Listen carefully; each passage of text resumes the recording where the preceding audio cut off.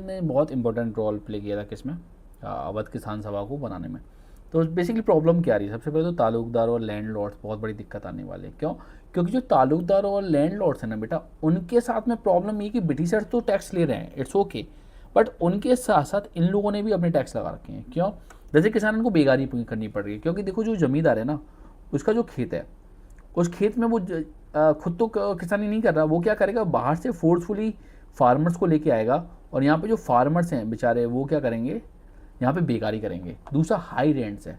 जितने भी किसान हैं, जितने भी ताल्लुकदार हैं, जितने भी वहाँ पे बड़े किसान हैं, उनके पास में बहुत ज़्यादा ज़मीन है। तो उस ज़मीन को अगर किसी किसान को लेना है या ग्रो करना है, तो उसके ऊपर रेंट बहुत ज़्यादा है। दूसरा इनलीगल केसेस, सेसेस, सॉरी, ठीक है। तो ये आपको समझना पड़ेगा कि ये मल्टीपल चीज़ें क्या चल रही हैं, लगातार चल रही हैं।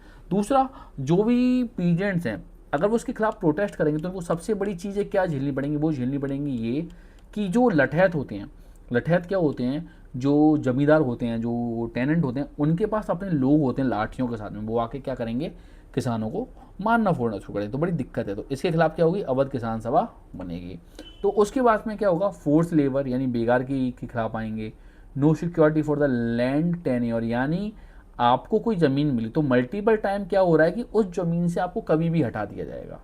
अब आप उस किसान के बारे में सोचो, उस फार्मर के बारे में सोचो कि he got the land for a some time, यानी उसको कुछ समय के लिए ज़मीन मिली, बट उस ज़मीन में सबसे बड़ी प्रॉब्लम क्या है कि उसने बीज लगाया, फर्टिलाइजर लगाया, तभी एक ज़मींदार ने आकर उससे ज़मीन छीन ली।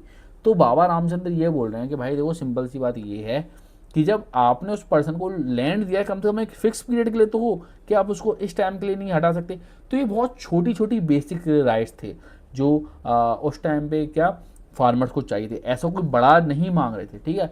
दूसरा, फ्रिक्वेंट इविक्शन, आपको इस साल ये ज़मीन मिली, अगले साल किसी और को मिल जाएगी, अगले साल किसी और को मिल जाएगी, तो कोई भी पर्सन उस ज़मीन में इन्वेस्टमेंट नहीं करेगा। फॉर एग्जाम्पल, कोई पर्सन है, उसने अपना घर बनाया, तो वो उसमें अच्छा अच्छा फर्नीचर लगवाएगा, मे बी उसमें वो जाए और सिंपली सिंपली क्या करें, वहाँ पे स्विमिंग पूल लगवाए, अच्छे अच्छे कर्टन्स लगवाए। बट अगर आप किराए के घर में रह रहे हो तो, और उसमें भी आपको ये नहीं पता कि आप कब तक वहाँ पे रुकने वाले हो, तो वहाँ पे फिर एक बहुत बड़ी प्रॉब्लम आने वाली है। तो this is all about the Awadh किसान सभा। अवध किसान सभा में अभी एंट्री होगी जवाहरलाल नेहरू की, ठीक है। तो जब हम थोड़ा आगे बढ़ेंगे तो आपको समझना पड़ेगा कि डिमांड्स ऑफ पीजेंट्स में क्या थी, कि reduce revenues, abolition the begar and social boycott of landlords. उन्होंने बोला कि आप इन मांगों को पूरा करो, अगर आप नहीं करते तो हम लैंडलॉर्ड्स का क्या करेंगे, बाइकआउट करेंगे। जो नाई थे उन्होंने बाल काटना छोड़ दिया, जो धोबी थे उन्होंने कपड़े धोने छोड़ दिया। पूरी की पूरी